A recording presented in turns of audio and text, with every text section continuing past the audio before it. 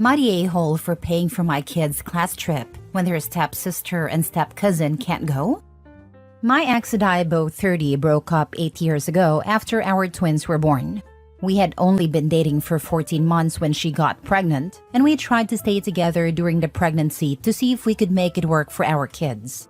But then she met someone else, fell for him, and wanted to have a chance at love. The breakup was pretty smooth and amicable, and we co-parented well for the first couple of years. But then she met her husband, not the guy she fell for while we were together, and things changed. Her husband was a single dad raising his daughter, who was the same age as our kids, and she declared I would be responsible for including her like she was my child too, if I was buying gifts or doing anything fun with our kids.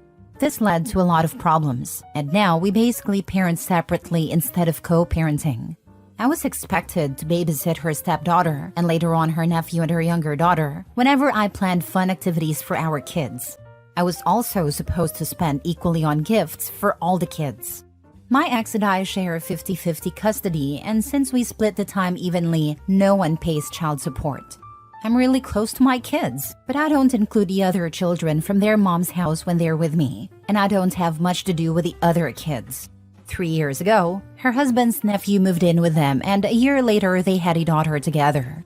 Now my kids have a stepsister, a step-cousin, and a half-sister at their mom's house, and my ex is possibly expecting another baby. This recent fight is partly about a school trip. The school my kids go to is small, so they're in the same class as their step-siblings. There's a class trip coming up in November to an interactive museum. It's an expensive trip for their age, but I can afford it, and my kids really want to go, so I paid for it. But my ex got angry because she and her husband can't afford to send a stepdaughter and a nephew on the trip. She told me I should either pay for all 4 kids to go or not send my kids at all. I refused. I told her I have the right to pay for my kids to go, and since the trip falls during my parenting time, I am sending them. Her husband said I was sabotaging their family and being unfair to the other kids, who would have to watch their siblings go on a trip they couldn't join. He argued that I should care about all the kids. My ex backed him up and said that if the kids end up hating each other, it would be my fault. So am I the a-hole? Now for the top comments. You have zero responsibility towards children so wholly unrelated to you, and frankly, if you start, there will be a never-ending series of demands. To be honest, if they can't afford to pay for the trips, why on earth are they potentially having another child?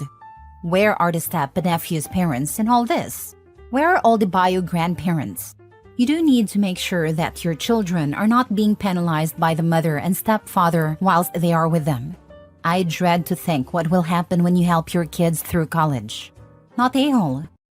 Stepdaughter only has her dad, and now my ex. Her mom is not in her life. The nephew's parents lost custody and are unsafe. My ex and her parents don't talk anymore. I have no idea what her husband's parents are like and if they're involved. I imagine there will be some controversy because I have money for my kids that they can do whatever they like with. Want an apprenticeship and to have money to help get them started? Covered. College? A big helping hand, lol. Trade? Covered in helping with other expenses during that time. Tell ex that if she doesn't stop with how you need to support her new family, you'll go for full custody and make their life easier. Not a-hole. Your ex made her decisions about how she wanted to live her life after y'all broke up. But that's the point. You broke up. You aren't responsible for funding those decisions. It sounds like you are doing your best to respect her wishes in general when it comes to the whole dynamic. Her wishes sound kind of messed up if you ask me. But it's not your responsibility to fund the children other than yours. Instead of asking you, they should be looking at ways they can tighten their belts to fund the kids that they are responsible for, and be glad that you are 100% funding your kids for this, instead of expecting her to pay for one half theirs too. Suggestion for them, not sure where they live, but one of them can take on Uber Eats on Friday and Saturday nights to fund a trip for the other 2 kids if they can't think of any way to make extra cash. Those are options where we live. I did it during COVID because I found myself unemployed in 2020. Then I got better employment after a couple of months. Next story. Am I the a-hole for refusing to help my ex-wife after our son decided to live with me full-time? I recently got full custody of my son, and my ex-wife is furious about it. We divorced when he was 10, and originally we had a 50-50 custody arrangement. I've always tried to be fair, but over the past few years, my son has become more and more distant from his mom. One of the main reasons is that my ex has some pretty strict rules. I understand that she wants to raise him right, but grounding him for a month over one bad grade or taking away his phone for small things seemed a bit too harsh. On the other hand, I've always taken a different approach, focusing on talking things out and understanding his point of view, which he responds to better. About 6 months ago, my son asked me if he could live with me full-time. He said it felt like he couldn't breathe at his mom's house and dreaded the days he had to go back there. He also mentioned that he couldn't talk to her without getting yelled at. After discussing it with him and thinking about what would be best, I decided to support his decision. We went through the legal process and my ex fought hard against it. She accused me of trying to turn our son against her, but the court sided with us, and now he lives with me full-time. I still encourage him to visit his mom, but since the decision, he's only seen her a few times. Now, my ex is reaching out, asking for help because she says she's struggling emotionally and financially. She wants me to convince our son to spend more time with her, and has hinted that she needs money to cover expenses since she no longer gets child support. I feel bad for her, but I don't think it's my responsibility to step in. I'm already covering all the costs for our son, and I don't want to force him into a situation he doesn't want. I've suggested therapy for both of them, but she refused, saying this is all my fault and that I need to fix it. She's also been telling our friends and family that I'm being heartless by abandoning her in her time of need. Some of them are taking her side, saying I should do more to help her get back on her feet, especially financially, but I don't think that's my responsibility anymore. Not the a-hole, and anyone that says you should help financially, say that your money's going to your son, and thank them for volunteering to help her out since they want to get involved in a matter that has nothing to do with them. Not the a-hole, your money goes to your son. If they want to get involved, they can help her out themselves. She should be paying you child support, and tell her to downsize where she lives. She can get a smaller place, etc. She is not your responsibility. You don't owe her financial security. Not the a-hole. If she's struggling financially because of no longer receiving child support when she no longer has costs associated to the child, then she wasn't using it at all for the child, as it should have been in the first place. Or she's now paying for a place that has an extra room/space she can't afford. That could be true, but it's really not something OP is responsible for, not when she was the one alienated her child, driving him away to his father. Now, of course, it might become complex when other elements are involved, such as keeping a room for the child despite not having custody. But thing is, OP is already doing that on top of directly raising the child himself. That's carrying a lot of responsibilities as his. Next story. Am I the a-hole for refusing to sign a family contract during my dad's wedding? My mom passed away 4 years ago, and now my dad is engaged to Anne. Their wedding is in 3 months, and Anne has 2 kids, a 12-year-old daughter and an 8-year-old son. I'm 15. Both my dad and Anne see the wedding as a fresh start for all of us, especially since Anne's husband and her kids' dad also passed away. They think this is a great opportunity to start a new chapter together as a big happy family. They want all of us to not just accept the wedding, but also commit to being close, loving each other, and promising to always be there for one another as a family.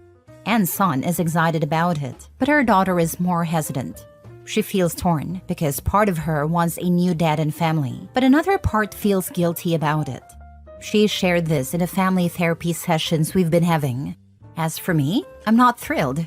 I'm okay with my dad getting married, but I don't feel the same way about everything else they want. I don't love Anne or her kids, and I don't want another mom figure to take over the role that my mom had. I also don't feel comfortable promising to be there for Anne and her kids forever, especially since I don't think I'll ever actually love them. To me, this whole thing isn't exciting. It's just sad. It feels like a reminder that my mom is gone and that I'll never have my family back. I see this as my dad making a new family, but it doesn't feel like my new family. I shared these feelings with a therapist who suggested that we discuss this separately from Anne's kids. During therapy, my dad and Anne brought up this contract idea. Basically, they wanted all of us to sign a commitment to being a family. The therapist didn't think it was a good idea, but my dad and Anne insisted. They asked if we'd be willing to sign it, and I was the only one who said no. Anne's kids looked sad when I refused, and Anne seemed shocked, like she didn't realize anyone would say no. My dad was clearly disappointed, but he didn't say anything at the time. The therapist tried to suggest that the three of us, my dad, Anne, and me, talk alone, but Anne still refused. Later, my dad asked why I couldn't just say yes for his sake, and why I was refusing to do something that would make everyone else happy. He said that someday, I'd be glad that I agree because we'd all be close, and a contract would be a nice memory. Am I the a-hole for refusing to sign a contract? Not the a-hole. My brother-in-law and his second wife tried to do this when they got married and blended their families 10 years ago. The kids wanted no part of it. They didn't like each other, but the parents went ahead with the marriage and the family contract and stuff. Things never improved, and now brother-in-law is getting a divorce for the second time. Sounds like a big fight waiting to happen when all the kids hate it and don't like each other. Absolutely. Just to add my 2 cents, your dad shouldn't be calling this contract a little thing. It's a big promise to feel and act in a way you can't right now, and may never be able to feel or act. It would be way worse for your step-siblings if you did sign and then couldn't follow through. They're putting way too much pressure on you too. Honestly, it's possible that what they want you to do could happen, theoretically, but the more they try to force it, the less likely it is to happen. Yep, and I'm sure my dad and Anne's feelings would be hurt too if I did sign it and couldn't do any of it. Even without Anne's kids, I could see it being a big deal to them. But add the kids, and I know it would be a huge deal. Especially if the kids' feelings get hurt. Not the a-hole. It's so sad that your dad and Anne are literally disregarding what both you and the therapist are trying to say to them. They cannot force you to have a relationship with Anne and her kids. If one grows organically, great, but forcing it will only build resentment and result in you pulling farther away. If this contract is really so minor, then why is your dad and Anne so pushy about it? Clearly it's not minor to them, nor should it be minor to you. Maybe tell your dad that if he'll agree to therapy alone with you, then you'll consider the contract so that there's a chance to talk more about this issue during therapy. They want it to happen so badly because they want us all to be on the same page about being a family. They see signing that as us being willing to make sure we become a nuclear family, and that we'll treat each other like we would a bio family. I don't know that my dad would agree to that. I think it'd make me say yes before even considering going against what Anne wanted everyone there and not leaving anyone out of therapy. Last story. Am I the a-hole for walking out of my own proposal because my boyfriend made my graduation all about him? A few days ago, something happened that I'm still trying to process. I'm 25 and just graduated from law school, which was a huge achievement for me. It took years of hard work, late nights, and a lot of stress to get through. So this was a big moment, not just for me, but also for my family and friends who supported me. We had planned a big celebration, and I was really looking forward to sharing the day with everyone who helped me along the way. My boyfriend, Tim, 28, knew how much this day meant to me. He's been with me through a lot of the tough times and has always been supportive. In the days leading up to the ceremony, he was acting a bit secretive, which I thought meant he was planning something sweet, like a dinner or a surprise to celebrate my graduation.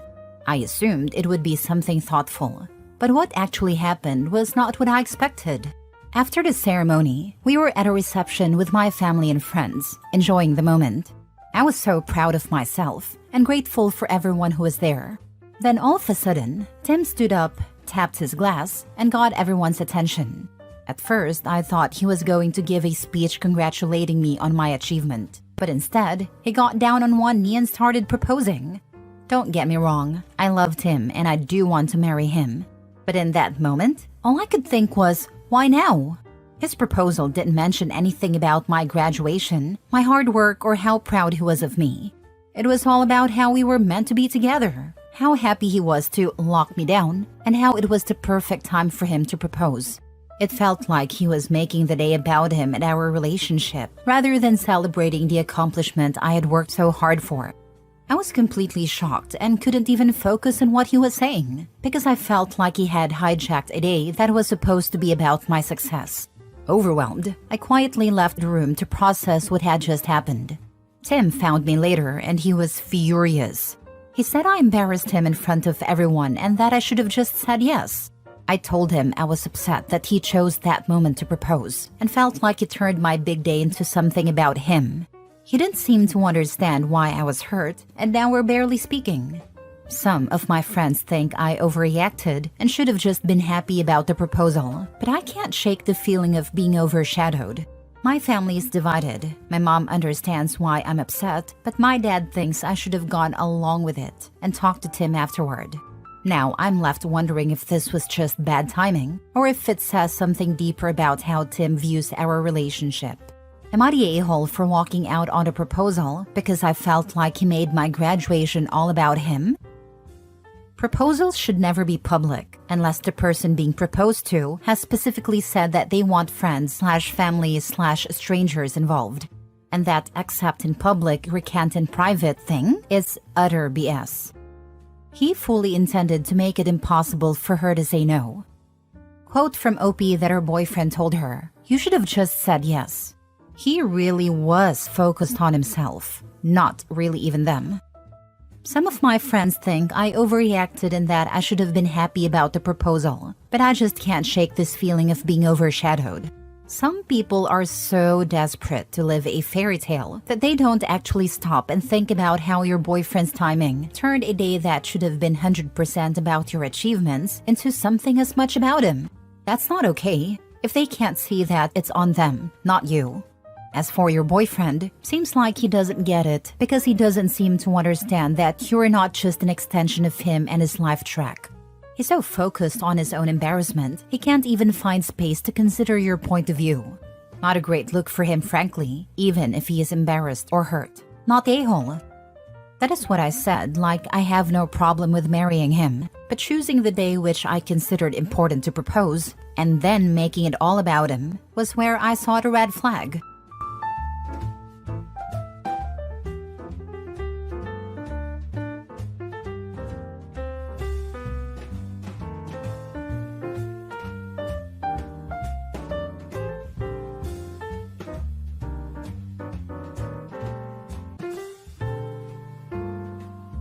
Am I the a-hole for not including ex-wife's stepson on a trip with my son?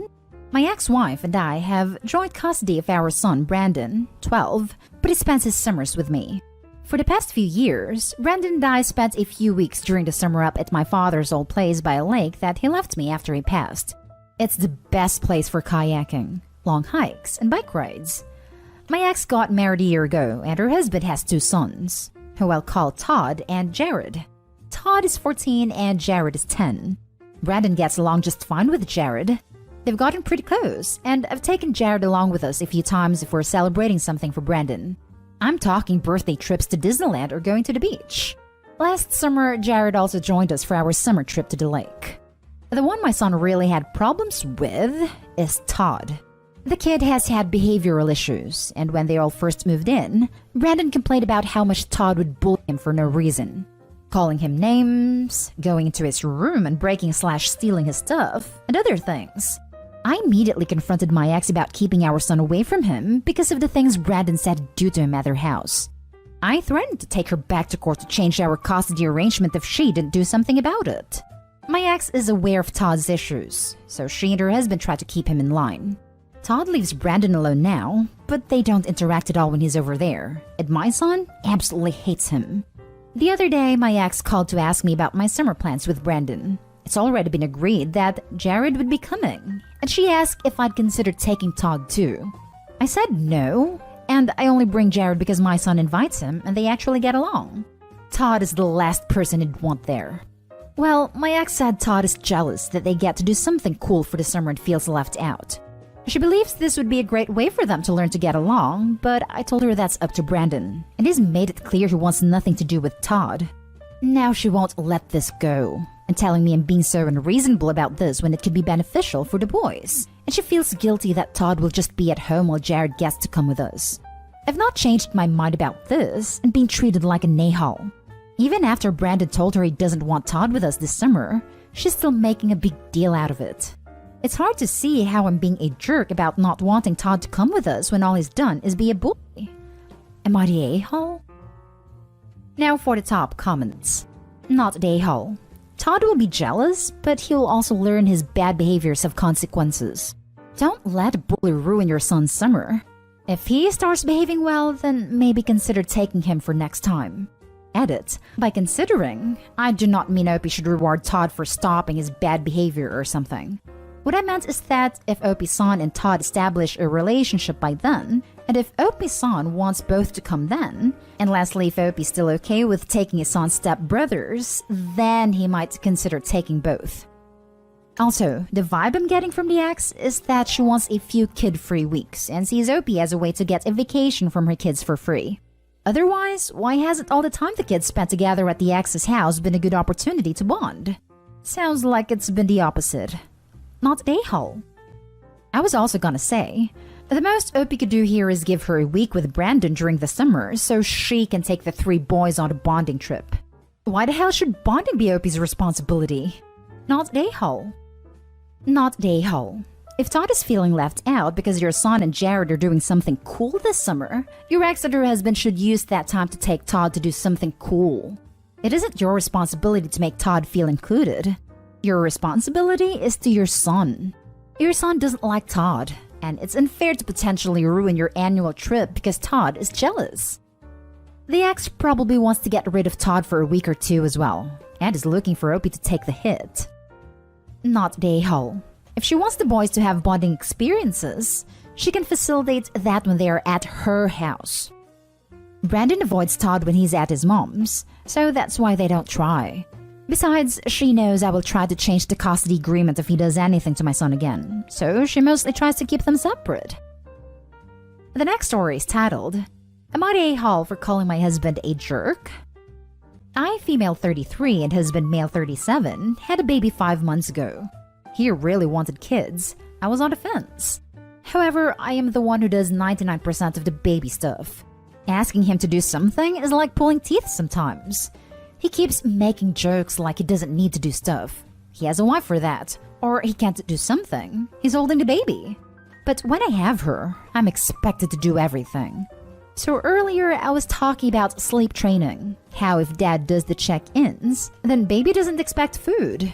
So he make a joke about how he'll just give me one of his t-shirts so he doesn't have to do anything. I lost it and said, why do you have to be such a jerk? I feel like he makes these jokes at my expense, constantly. They're kind of demeaning and hurts my feelings. But whenever I say something back, I'm so mean. Anyway, he took his things and is now sleeping on the couch. I went and said sorry for losing my cool and tried to explain how constantly making chauvinist jokes since he got home had resulted in eventually the last straw. But he is ignoring me. Am I the a-hole here? Edit. I did want a child. I was on the fence because of everything I'd have to give up, not because I didn't want kids. I did want a kid eventually. It just happened a bit sooner by a year or so than planned. Husband does help out with some housework. That is, unpacking dishwasher every morning or cleaning on weekends. And he helps with bath time with baby at night. Not the a-hole. Ask him if he would like his custody split, because if he keeps this crap up, you are leaving him. One baby is enough. You don't need him acting like a child on top of it. And for goodness sake, when you wind up leaving him, get a proper legal custody agreement. Him saying that Opie's so mean for having a problem with him blatantly disrespecting her is so childish. You're right, Steve. You have a God-given right to be insulting to your wife, and I humbly apologize for expecting to be treated like a person. Can you do me a favor quick and put that in writing for the judge? This is being purposefully passive-aggressive so he can set you up as the bully and guilt-trip you. Don't fall for it. He's definitely being a jerk. Not the a-hole. I also noticed that he removed himself and pouted on the couch, probably ditching and daddy babysitting. Not the a-hole. Why are you apologizing? He owes you an apology. I would have left him on the couch so he can think about all the hard work you put in. There is nothing funny about someone who uses jokes to belittle you and has misogynistic views. I would suggest couples therapy. It works wonders. Seriously, I'm so tired of women apologizing to men for upsetting their bad behavior. Update. I had a convo with him. He said I'm not pulling my weight because I didn't job hunt this week. I was cleaning the house instead, and once I get a job, we will divide tasks more equally. But until I go to work, I get to lay about the house and take naps. So he doesn't see why I should do more, because that's unfair as he has to go to work all day. Also still waiting for an apology. I communicated I wanted one for hurting my feelings. Now for the next story. Am I the a-hole for saying I co-parent with a nanny in front of my ex-husband and his family? My ex-husband and I have been separated for a year and will more than likely be starting the divorce process any day now. Ever since we split up, my ex has hired a nanny to help him with childcare of our 2 kids during his time. The nanny usually does pickups and drop-offs. Originally, I would try to communicate things about the kids directly to him, but I could barely get in touch with him. He always made some excuse about how work was busy, but I feel like he should at least respond to my emails about the kids quickly, and that it was his responsibility to make sure the nanny had the relevant information too. Eventually, I got fed up with having to hound him every single time he needed information about the kids. And since the nanny does almost all of the childcare when they're with their dad, I decided to just communicate with her directly. I do still update my ex too, but now I only send him one email, and it's up to him to make the effort to read/respond to it. This has worked really well for the kids. They seem to be doing a lot better during their time with their dad now, since the nanny makes the necessary adjustments for them. It was my ex-mother-in-law's birthday, and she asked me to bring the kids because my ex wasn't sure if he would be able to go. I still have a good relationship with my ex-in-laws, and I didn't want my kids to miss out on time with their family, so I agreed. My ex ended up showing up towards the end of the day. I haven't had to see my ex face-to-face in a very long time, and he has always known how to push my buttons. I was trying to be civil for him for the kids' sake, but he kept baiting me when no one else was in earshot. My mother-in-law made a comment about how she was so proud of us for being able to co-parent so well after everything. My ex had whispered a sly comment to me not 2 minutes before my mother-in-law made her comment, so I was already quite fuming. So I responded with, yes, I really enjoy co-parenting with a nanny. She's fantastic. My ex and his family weren't amused, and I received a lot of backlash from all of them. My ex accused me of calling him a deadbeat, and said he didn't want me talking to his nanny anymore because I should be communicating directly with him. Am I the a-hole? Now for the top comments. I'm sorry, but when he's not making an effort to communicate with you to coordinate around the kids and makes every excuse in the book to make himself unavailable, then you have every right to say what you said. He's offended because he didn't think you'd call him out in front of his family, and probably painted a picture that he's doing a much better job than he is doing. Not the a-hole. She's not the a-hole, but she just made her life a whole lot harder. I'm not sure I could have bit my tongue either, but being not the a-hole isn't enough when kids are involved. Yeah, much like dealing with crazy roommates posts. This is you're right, and you've had to put up with way too much BS, but you're simply in a horrible position where you need to be extremely measured and strategic in how you advocate for yourself regardless of fairness situation. The difference is, the consequences of not having superhuman self-control will rebound to her kids more than her. It's not really suited for this forum, since OP has to consider a lot more than who's in the right. It's not fair that her ex is such a vindictive, pissy deadbeat. But that's life. Oof, that one hit your target perfectly. Not a-hole. You didn't call him an awful dad. You made a joke about how often you talk to the nanny. You also complimented him on finding a great nanny. I personally think it's a clear everyone sucks here. The ex sucks, point blank. No arguments here. He should be a present father, and he should already be the one handling the communication with OP, not the nanny. It's ridiculous that he is only now saying he's going to step up. OP kind of sucks for dragging the ex-in-laws into something that didn't involve them.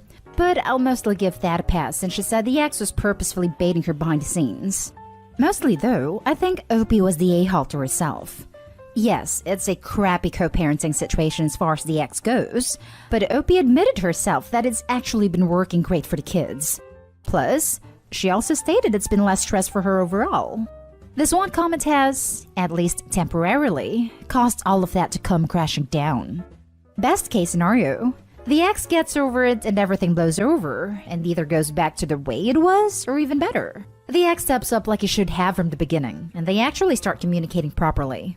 Worst case scenario, the ex stays pissed/vindictive about what went down, and fires the current nanny out of pettiness since she has obviously built a good relationship with Opie, and then hires someone new that he can train to not work with Opie at all. Edited to add, I don't blame Opie at all. Knowing myself, I would have said exact same thing. I'm just worried about her and I want everything to work out. Not the a-hole, but I agree. The first thing I thought was, well, the nanny's fired. A lot of people seem to think he would have fired the nanny/said something to her, but he didn't. The only thing that has really changed is that he responds much faster now, and occasionally drops/picks up the kids himself.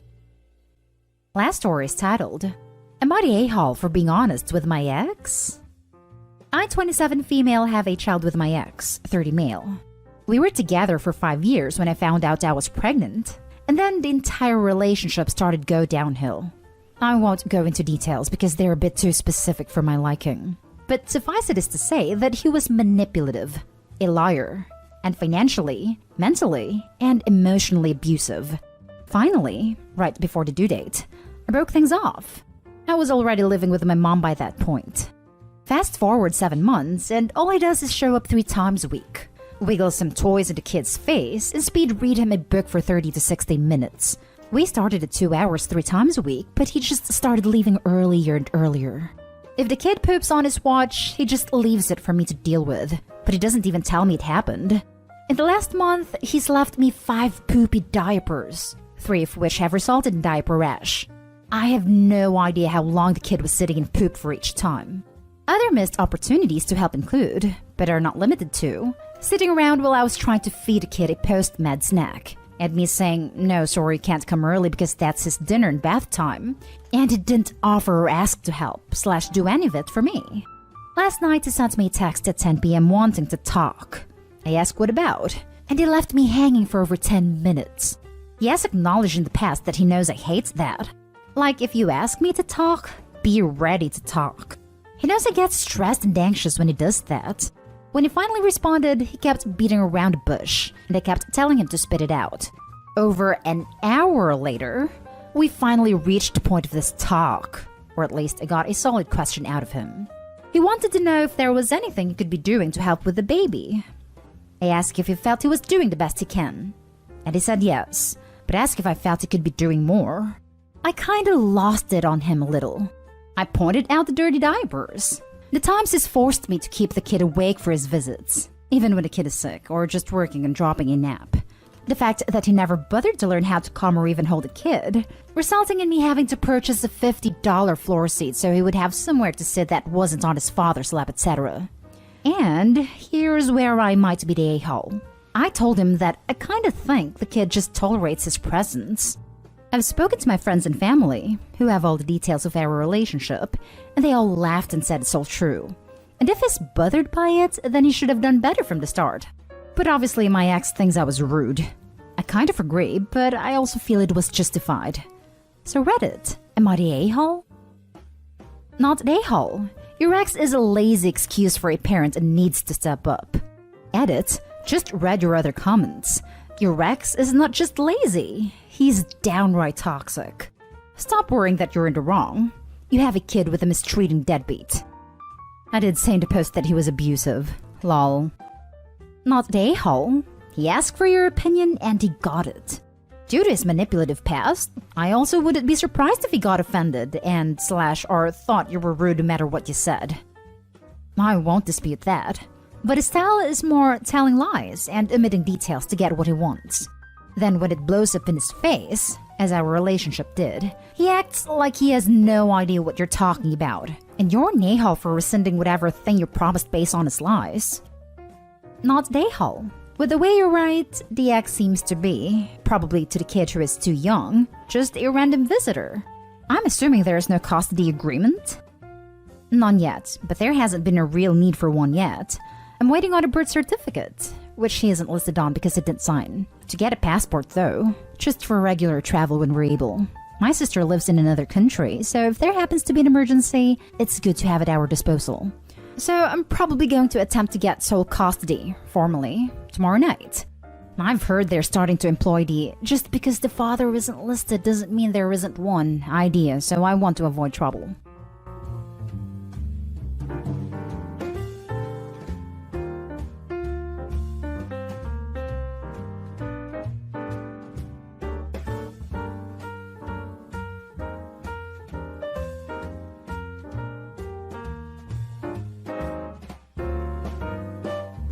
Am I the a-hole for telling my son that if he doesn't want to work, he doesn't get the benefits of my labor? My son, 21 male, dropped out of college at the end of his last semester in December. His grades had been failing for almost a year and a half, so it was pretty much either drop out or get kicked out. My wife and I had paid for his first 2 years completely and given him extra spending money each month so that he could concentrate on school instead of having to work. We also made him sign up with a school counselor and got him a therapist about 18 months ago because we were worried his mental health could be a contributing factor. We later found out that he had been skipping counseling and therapy sessions and skipping a lot of classes. We had a conversation about it with him, and he went on a rant about how he doesn't want to spend 40 to 50 years of his life toiling away at some job he doesn't like in order to make some boss more money. He said that work is just a social construct designed to keep the masses down, and that humans aren't designed to sit in a cubicle for 40 hours a week and then die. When my son told my wife and I that he dropped out, my wife immediately allowed him to come back home. That was about 3 months ago. Since then, all he does is sit on his computer. He's maybe left the house a dozen times. He refuses to get a job and tells us that his plan is to live the van life.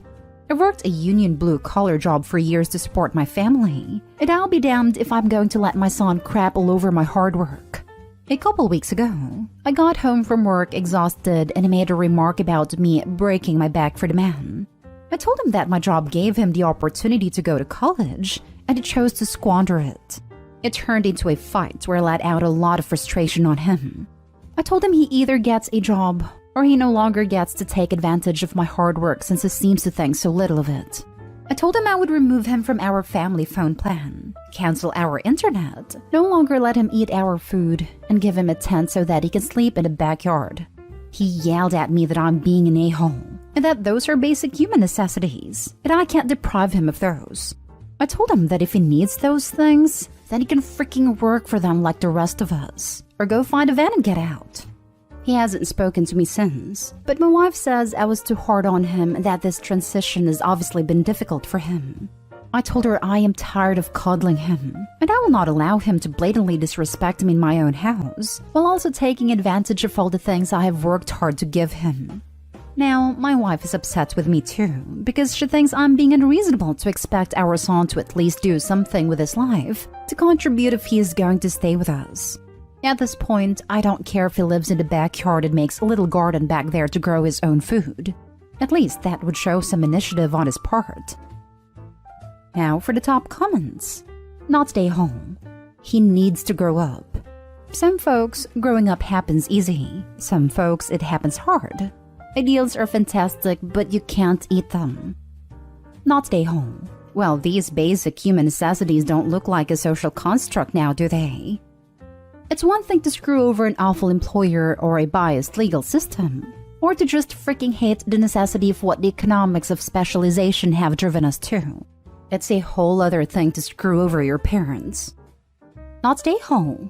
If he wants to embrace the van life, he needs to leave and find a van life. Otherwise, he is as bad as a boss profiteering off someone else's labor. His ideals aren't wrong, but his actions and expectations are. You have worked hard to afford him these privileges, and so are entitled to withdraw them if you feel he isn't earning them.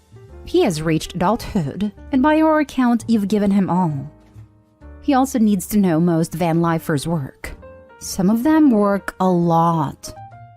But they put stuff on YouTube and have 1 million subscribers. That's so easy. I can do that. Lol, one of my favorite van lifers YouTube. It have been super upfront in what it's taken to get to where they are. Just years and years of work. And they kept their jobs for a very long time when they started out. Not stay home. I have a couple comments here. Your wife is his enabler. He feels comfortable being so free from the man because he knows he has a safety net. Secondly, you can take a horse to water, but you can't make it drink. You can give him all the tools, counseling, and opportunities to go to college, but if he doesn't want to, he won't do well. Finally, life is what happens when you're busy making plans. Perhaps the best thing you can do is kick him out so that he doesn't have the luxury to be so idealistic. Maybe he will get a taste of independence and the reward of doing things for himself. Next story. Am I the a-hole for thinking my daughter shouldn't pay rent? I have been a stay-at-home mom my whole marriage. My husband pays the bills. I keep house and raise my little ones. I also do things like money management and our taxes because I have an accounting degree. My oldest daughter calls me because she just recently moved in with her fiancé, and he told her she has to pay half of rent and utilities. He makes a lot more than her because she's working part-time, so she has time to plan her dream wedding. Both his parents work, and I know his mom makes more than his dad. My daughter is Sarah, 24, and I was thrown back when she realized she had to split all of the bills in the marriage and pay for things like her wedding dress. It's put a damper in our wedding planning. I tried talking to her fiancé, Luke, 32, saying his family situation was unique since his mom was making more. He rebuffed me, saying it's unrealistic to think he would work, and Sarah could just spend all of her free time wedding planning. He said she has a degree, and she should get a full-time job. Sarah and him both went to school for accounting, and that's how he met her, was at her internship. He works about 60 hours a week, and I explained that with wedding planning, asking her to work that much is way too much on a girl her age. His mother is feeding him the new wave feminism, and I don't think it's a good life balance for this young couple. His mom is feeding my daughter that in this world, you have to work hard and have tough love for your kids. Sarah called crying because her mother-in-law yelled at her for being a gold digger, and Sarah has moved back in with her best friend.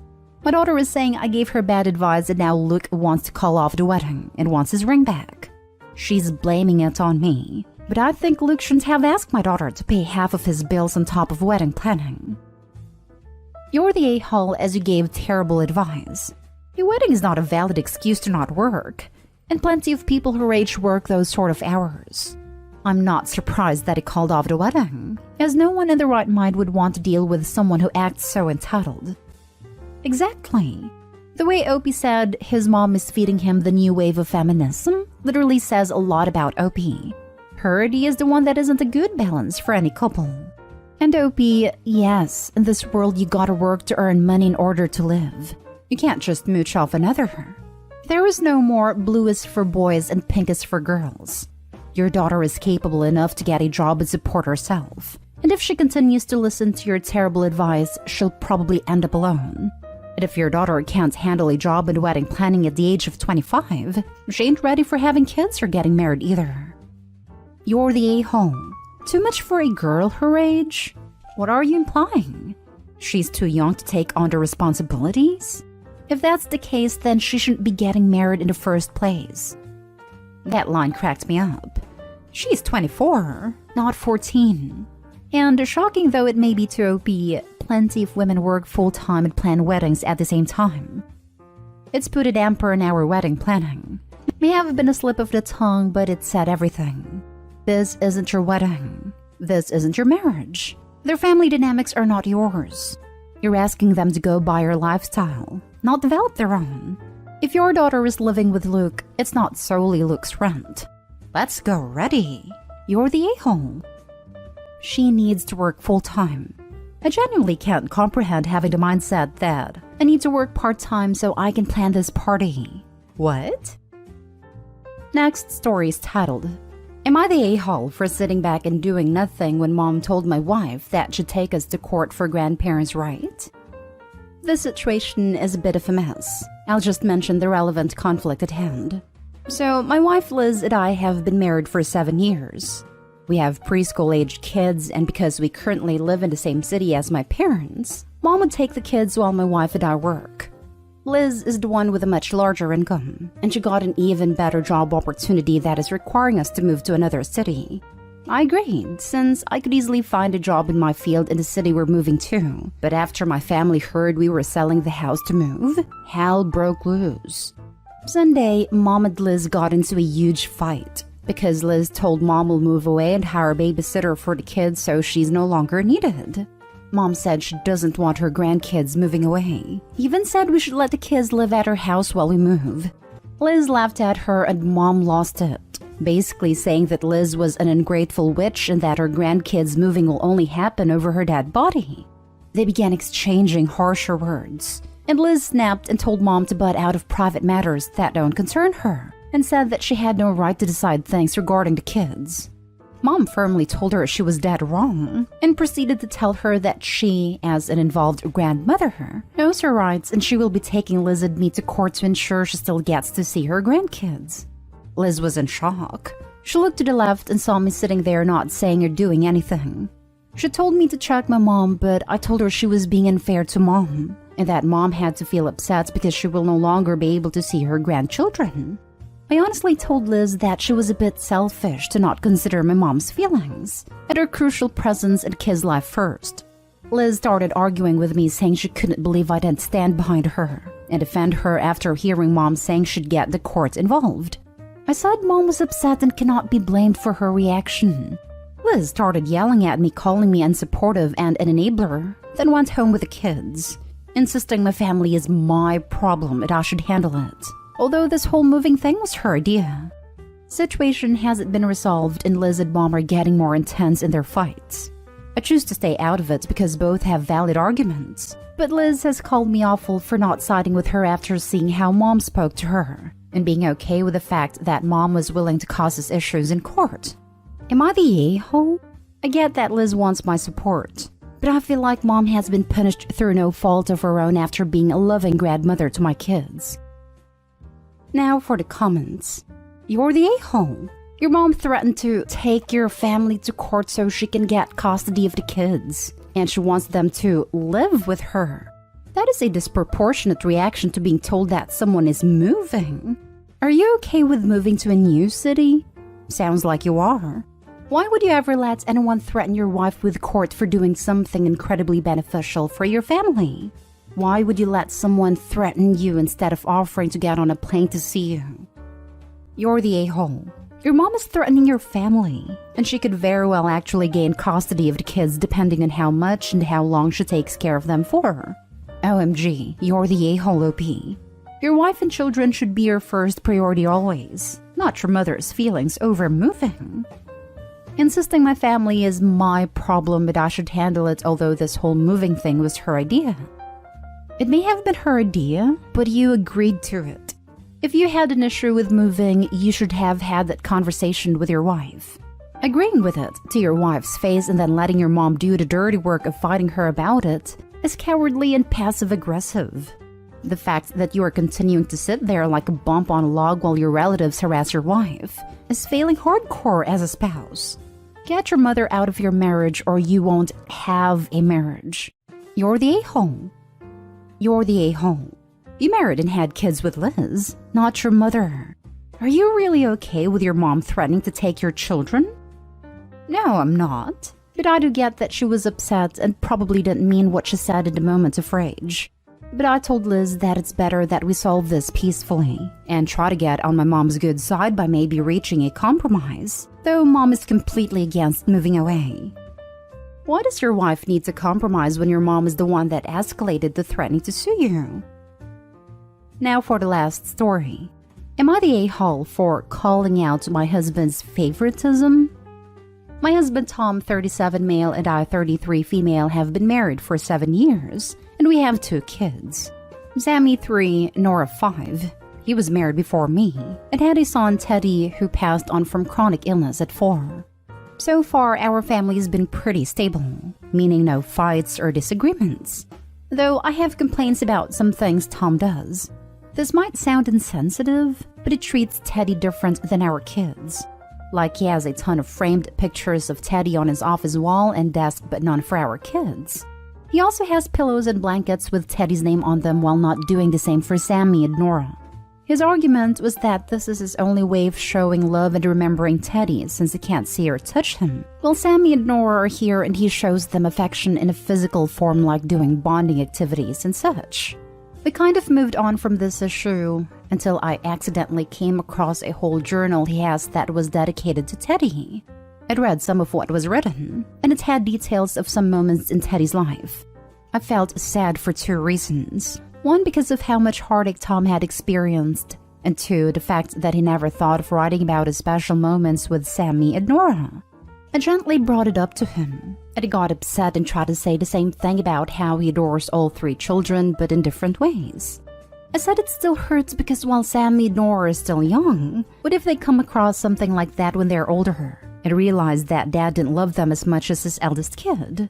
I said this reek of favoritism.